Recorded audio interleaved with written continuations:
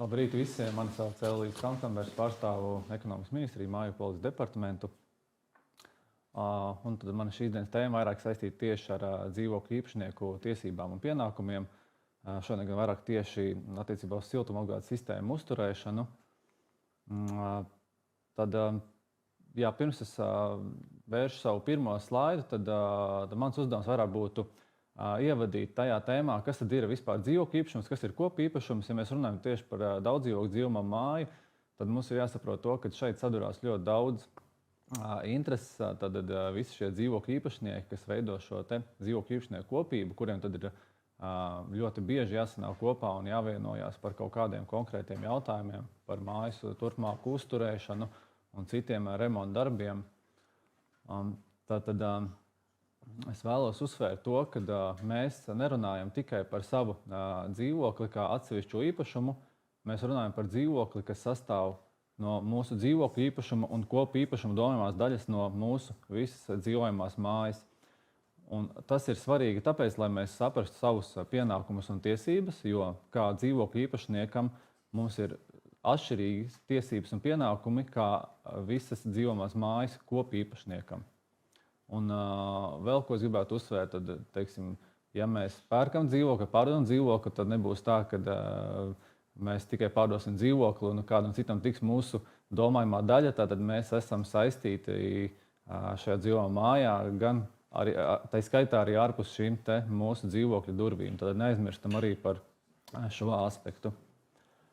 Un tad, lai turpinājumā, tad vairāk pieskartos tieši šim atbildības aspektam, un to, kas tad ir atsevišķais īpašums, kas ir kopīpašums un kādas mūsu tiesības un pienākumi, tad jau no likuma izrietošā definīcija nosaka, ka šie inženiertīkla un komunikācijas līdz kopīpašuma stāvvadiem ir pamatā atsevišķā īpašuma elements.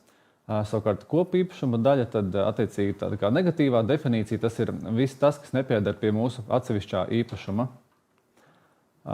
Uzreiz gan jāpiemina, ka viens no tādiem zināmākajiem elementiem, kas dzīvokļu īpašnieku vidū var arī radīt mulsumu, tad tie ir radiatori, kas tomēr ir uzskatāms par kopīpašumu, un to arī nosaka dzīvokļu īpašuma likums. Varbūt necitējuši, tas ir slaidā redzams. Vēl gan, protams, ir jāpieskarās arī pie šī te, atkal jāatgriež pie šī te atbildības jautājuma. Tad atsevišķo īpašuma robežās par šiem te inženiertīkliem un komunikācijām pamatā atbild pats dzīvokļu īpašnieks.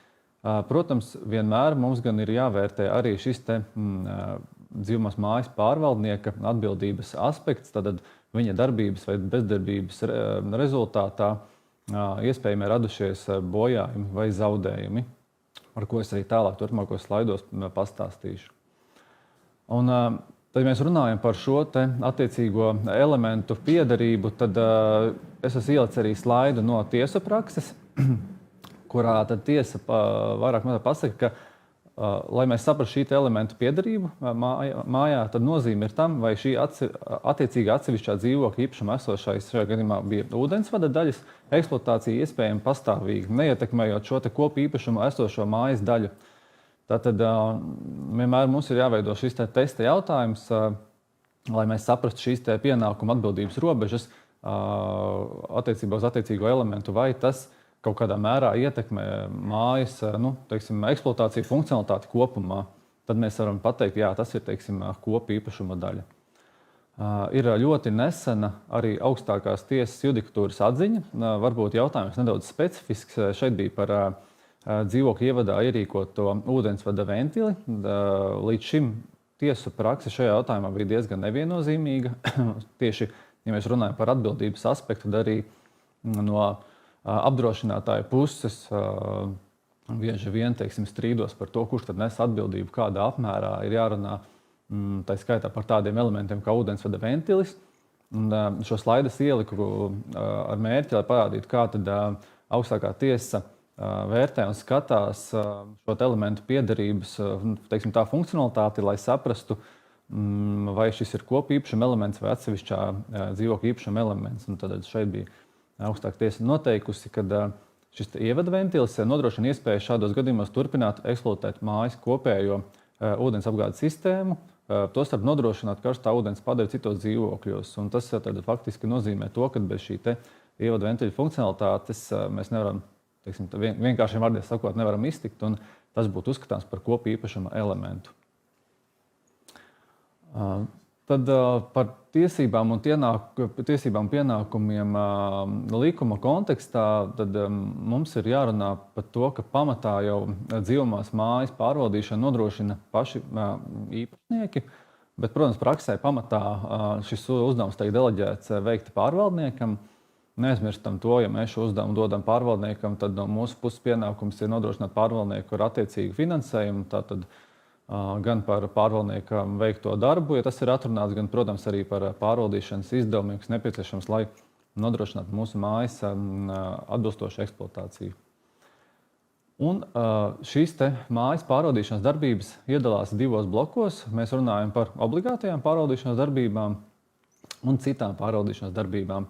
Turpmāk slaidos parunāšu tieši par obligātu veicām pārvaldīšanas darbībām. Tas ir šīs obligātās pārvaldīšanas darbības būtībā ir minimālā programma, minimālais gross, kas ir jāveic, lai uzturētu daudzdzīvokļu dzīvamo māju. Un viena no šīm te obligāti veicamām pārvaldīšanas darbībām ir dzīvamās mājas uzturēšana, jeb fiziska saglabāšana. Un zem šīs te uzturēšanas tad arī pakrīt šie te iekārtu un komunikāciju apsekošana, tehniskā apkope un remonts. Tālāk jau likums deleģē ministra kabinetu izdot konkrētos, šajā gadījumā ministra noteikums numur 907 par mājas apsekošanu, tehnisko apkopi un remontu. Un tātad no šiem noteikumiem izrietoši ir regulējums par ēkā esošo komunikāciju un tīklu, tā skaitā vizuālu apskati. Pēc tam pēc vizuālās apskates jau vienmēr ēkā tiek veikta attiecīgi tehniska apsekošana un visbeidzot arī tehniskā izpēte. Tad, vizuāla apskati mums aprakstā šie minētie noteikumi numur 907, un attiecīgi tehniskā apsaukšana, tehniskā izpēte ir atbilstoši Latvijas būvu normatīvam. Par vizuālu apskati sīkāk, tad attiecībā mēs runājam tieši par šiem te inženieru tīkliem, tad mēs runājam par vizuālu apskati 2 reizes gadā atbilstoši manis minētajiem noteikumiem, kā arī gadījumos, ja tas ir pēc avārijas situācijām, var tas radīt kaut kādu apdraudējumu. Vizuāli gan neapskata dzīvamās mājas konstrukcijas, kā arī iekārtu un inženieru tīklu daļas, kurām kaut kādu tehnisku risinājumu dēļ nemaz nevar piekļūt. Un to es savukārt parādīšu nākamajā slaidā caur tiesu prakses gadījumu, kā tas izpaužās. Un vēl paturpinot, tad attiecīgi par tehnisko apsekošanu, tad tā būtu veicama pēc šīs vizuālās apskates, kā arī gadījumos, ja attiecīgā būves daļai vai šim te būves izstrādājumam ir pagājis vidējais kalpošanas ilgums, kas ir noteikts jau manis minētajos ministra noteikumos numur 907, vai arī attiecīgi tad ražotāja noteiktais šis te kalpošanas ilgums attiecīgam elementam. Kā arī pēc izmaiņām Latvijas būvu normatīvā, tad tehniska apsekošana turpmāk daudzdzīvokļu ēkām ir veicama reizi 10 gados. Varbūt neiedzinātos, tad pēdējais posms ir šī tehniskā izpēte, kas jau ir nākamais posms pēc tehniskās apsekošanas veikšanas. Un šeit ir tad mans minētājs tiesu prakses gadījums. Šajā situācijā bija tā, ka zem dēļu grīdas attiecīgi bija šīs te inženieru komunikācijas, kuras it kā vizuāli pēc noteikumiem būtu jāapskata. Bija radies bojājums, kā rezultātā radušies zaudējumi, bet tiesa pateica, ka šeit nav konstatējama pārvaldnieka kā šīs te vizuālās apskates veicēja atbildība, tāpēc, ka šīs te komunikācijas atrodas zem šīs te dēļu grīdas un principā no loģiski izrietošiem apstākļiem, kad mēs 2 reizes gadā vienkārši šo grīdu nelauzīsim augšā ikgadēji, lai pārliecinātos par šo te tehnisko stāvokli, tad arī pārvaldnieka atbildība šajā gadījumā nav vērtējama. Ja mēs runājam tālāk par šiem te sekojušiem darbiem, kas izriet no vizuālās apskates vai tehniskās apsekošanas, tad pārvaldniekam būtībā ir jāveic attiecīgie remonta darbi, kas iedalās mums pamatā 2 veidos. Mēs varam runāt par šiem te ārpuskārtas remonta darbiem, Tas ir attiecīgi, lai novērstu saulaicīgi radušos bojājumus, ko pārvaldnieks var veikt tūlītēji bez dzīvokļu īpašnieku kopības piekrišanas. Ja mums ir avārijas situācija, plīsis ūdensvads, tad to viņš var darīt uzreiz. Un otrs ir šie plānotie remonti, kas ir bojājuma novēršana dzīvojamās mājas pārvaldītāja noteiktajā termiņā. Tas ir tāds jau ilgāks posms, kurā tad mēs rēķinamies, ka mums būs jāveic kādu uzlabošanas pasākumu mājās. Jebkurā gadījumā, vai mēs runājam gan par ārpuskārtas remontu, gan plānoto remontu, tas mērķis ir izpildīt vienu no pārvaldīšanas likumā noteiktajiem pārvaldīšanas principiem. Tad šī pārvaldīšanas procesa nepārtrauktība, lai māja tiktu eksploatēta nepārtraukti un nezaudētu savas lietošanas un tehniskās īpašības un kvalitātes. Tad vēl par šiem sekojošiem darbiem, kas iedalījās ārpuskārtas remontos un plānotajos, tad par ārpuskārtas remontu veikšanu, ja ir konstatēts kāds no ministrijas noteikumos noteiktajiem gadījumiem, tā skaitā arī apkuras sistēmu bojājumi, tas ir arī iekļaujams zem ārpuskārtas remonta.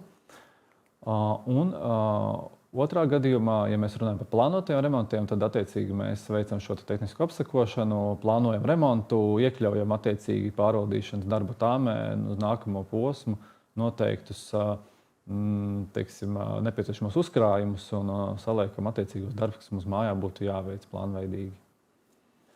Es iepriekš minēju par šīm obligāti veicamajām un citām pārvaldīšanas darbībām. Tad obligāti veicamās pārvaldīšanas darbības bija tās, par kurām ikvienam dzīvokļu īpašniekam, neatkarīgi no tā, kas ir šīs darbības, tas minimālais, kā es teicu, grozs, par kurām ir jāmaksā. Tad ik viens dzīvokļu īpašnieks ik mēnesī šķirās no noteiktiem finanšu līdzekļiem, lai nodrošinātu šo minimālo pārvaldīšanas pakalpojumu apjomu.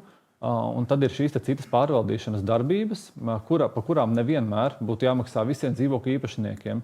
Bet ir noteikti gadījumi, kuros arī, ja kopībai tā ir lēmusi par kādu konkrētu darbu, ko es to minēšu, tad arī šajos gadījumos dzīvokļu īpašniekiem ir pienākums atbilstoši viņu domājumās daļas apmēram mājā sekt šos finanšu līdzekļus. Un šajā gadījumā mēs varam runāt no likuma izrietošiem 3 gadījumiem. Viens ir par kopu īpašumā esošo dzīvojamās mājas elementu iekārto komunikāciju nomaiņu, kuras rezultātā samazinās mājas uzturēšanas izmaksas. Tad mēs varam runāt arī par pasākumiem, kuru rezultātā samazinās izdevumi par pakalpojumiem, kas saistīti ar šo dzīvokļu īpašumu lietošanu. Un trešais, kas varbūt šodien uz mūsu temata neatiecās, tad tie ir pasākumi, kur rezultātā tiek veicināta vides piemību prasību izpilde.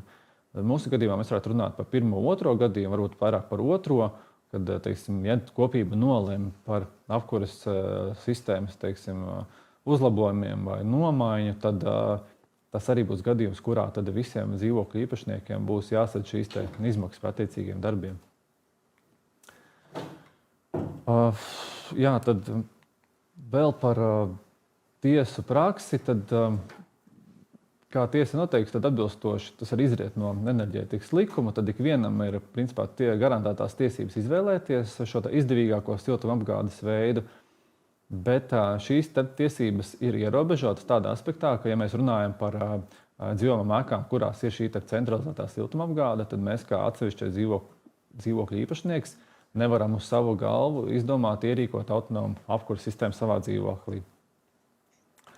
Savukārt pretēji, ja mēs runājam par šo autonomās apkuras iekārtas nomaiņu dzīvokļu īpašumā, tad arī šeit es atsaucies esmu uz augstākās tiesas spriedumu, kurā tiesa skatīja jautājumu par atsevišķā dzīvoklī esoša gāzes apkuras katla nomaiņu. Un tas tiesas secinājums bija tāds, ka šādi darbi ar pārējiem dzīvokļu īpašniekiem nebūtu pat jāsaskaņo. Šeit var, arī nocitējot, tad šis dūmkanāla posms, kas savieno apkuras ierīci ar šo dūmeni, pārveidošana pēc būtības ir vienkārši normālas, secīgas darbības, kuras nepieciešamas veikt, lai vispār šādu gāzes apkuras katlu nomainītu. Un tā nav uzskatām par iejaukšanos dzīvojamās mājas kopu īpašuma daļā. Vienlaikus gan, protams, tiek uzsvērts arī tas, ka veicot šādas darbības, kurā vienmēr ir jāievēro normatīva akti, kas attiec šo apkuras iekārtu nomaiņu, un nepieciešamas gadījumā arī ir jāpiesaista attiecīgi speciālisti, lai to veiktu. Tā, nu, īsumā tas arī no manis ir viss. Paldies jums par uzmanību!